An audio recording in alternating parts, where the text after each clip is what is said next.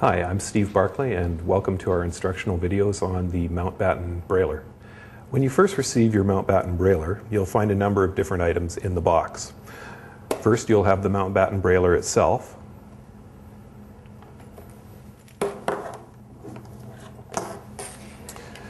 You'll have a power adapter, and the power adapter will be one of two different types, either a type with a DIN 5-pin DIN plug or a smaller charger with a 2.5 millimeter jack.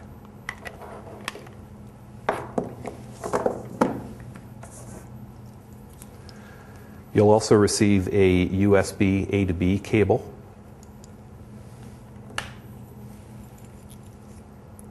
two 9-pin serial cables,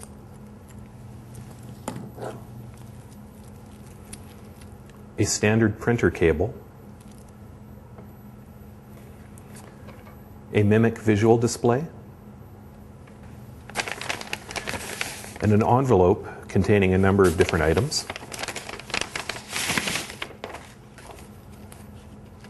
including a trial version of the Monty Braille translation software, a Mountbatten Tools for Parents and Educators CD, which contains instruction manuals, MBCOM software for communicating with a PC computer,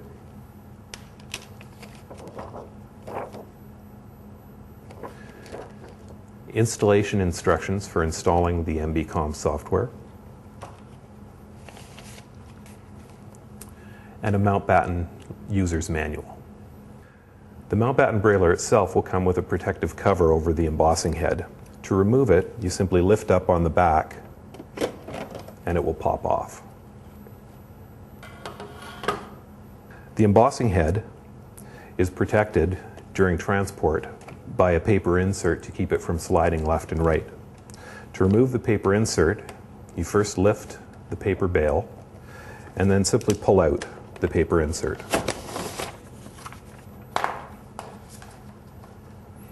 That will expose the embossing head of the unit. The Mountbatten Brailler has a number of different ports around the outside.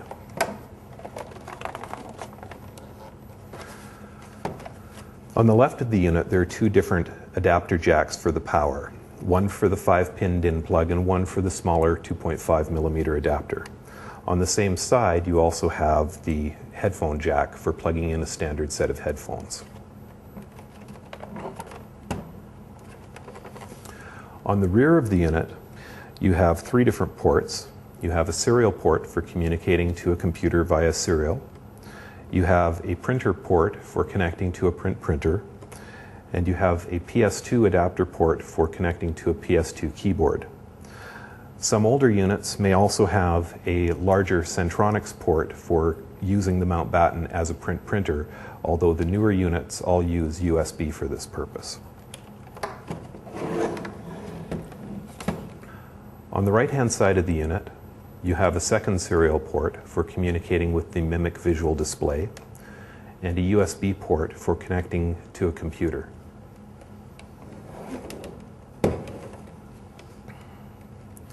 On the front of the unit, you have your power switch for turning the unit off and on. You have a volume control for adjusting the volume of your speech output. And you have a 15-pin port which is used for connecting specialized keyboards for people with physical disabilities. You also have the pull-out carrying handle on the front.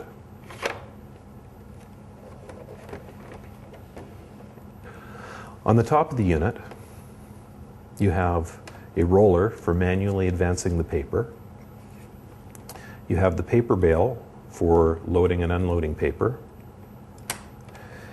And then you have your keyboard, which consists of 13 keys.